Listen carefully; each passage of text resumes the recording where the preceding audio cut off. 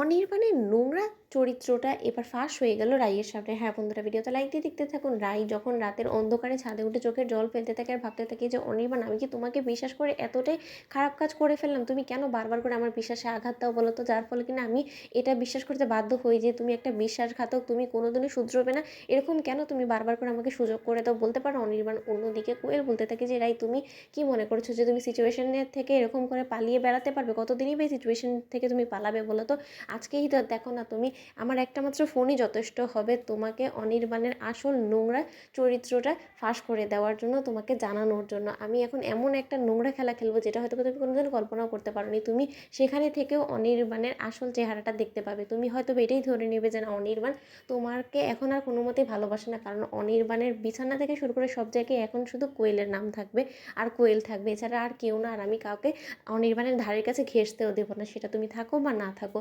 আর যেহেতু আজকে তুমি নেই, তাহলে এটার তো অবশ্যই আমি ফায়দা লুটবো, আর সেই ফায়দাটা কী করে লুটি এবার সেটাই দেখার অপেক্ষা রইল। অন্যদিকে রাইকে অনির্বাণের জন্য মন খারাপ করতে দেখে রাইয়ের বৌমনি বলতে থাকে যে রাই, তুমি এরকম করে মনমরা হয়ে রইলে আমার কি মন বসে বলো তো? কোথায় ভেবেছিলাম যে আমরা তিন ননদিনী মিলে চুটিয়ে আড্ডা দিব, কিন্তু সেখানে কি হলো, একজন গিয়ে বরের সাথে ঘুমিয়ে পড়লো আর আরেকজন এরকম করে মনমরা হয়ে বসে আছে। আমি কোথায় যাই বলো তো ভাই? অন্যদিকে কথা বলা মাত্রই কোয়েল অনির্বাণের কাছে গিয়ে বলতে থাকে যে অনির্বাণ ঘুমিয়ে পড়েছে, আসলে আমি তোমাকে ডিস্টার্ব করতে চাইনি, কিন্তু আমার বড্ড বেশি মাথা যন্ত্রণা করছিলো আর ঘুমও পাচ্ছিল না, তার জন্যই ভাবলাম যে হয়তো বা তুমি জাগনা আছো কি না, তাই তোমার সাথে এসে একটু কথা বলার কথা ভাবলাম, আর মেডিসিনটা নিয়ে যাবো ভাবলাম, তোমাকে নিশ্চয়ই আমি ডিস্টার্ব করলাম। তখন এই কথা বললাম, শনিবার বলতে থাকে যে না না কোয়েল, তুমি এসব কি বলছো বলো তো? তুমি এসো না, এখানে এসে বসো।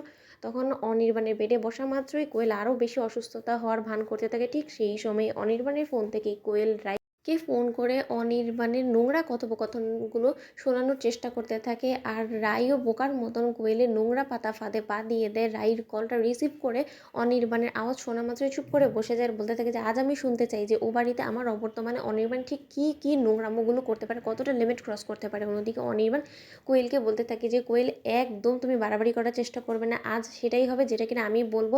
আর তুমি কার ভয় পাচ্ছ বলো তো? ওই রাইকে তুমি এতটা ভয় পাও কেন বলো তো? ও কি আমার গার্জিয়ান নাকি? ও আমাকে বলে দিবে যে কোনটা ঠিক বা কোনটা বেঠিক? আজকে আমি আমার অতীতের সকল ভুলের খেসারত দিব তোমাকে, আর আজ থেকে তুমি সম্পূর্ণরূপে আমার দায়িত্ব, তাই তোমার খারাপ ভালো যা কিছু হবে সেই সব কিছু বোঝার দায়িত্বটাও আমার। তাই তুমি চুপ করে বসে থাকবে, কোনো কথা বলবে না। আর আজ রাতে আমাদের মাঝখানে যতটুকু ফারাক ছিল সেই ফারাকটা আমরা চিরতরে মিটিয়ে দিব, যার ফলে কিনা আমাদের মাঝখানে কোনো রায়ের জায়গা না অবশিষ্ট থাকে। অন্যদিকে কথা বলার মধ্যে রায় চোখের জল ফেলতে থাকে আর বলতে থাকে যে ও আচ্ছা, এখন আমি বুঝতে পারছি, তার মানে আজ রাতের মধ্যেই তুমি পুরোপুরি রূপে কোয়েলের হয়ে যাবে, নিজেকে কোয়েলের কাছে সমর্পণ করে দিয়েছো অনির্বাণ। তাহলে তো তোমার জীবন আর আমার জায়গা থাকলো না। তো বন্ধুরা, ভিডিওটি ভালো লাগলে লাইক শেয়ার করে সাবস্ক্রাইব করতে ভুলো না।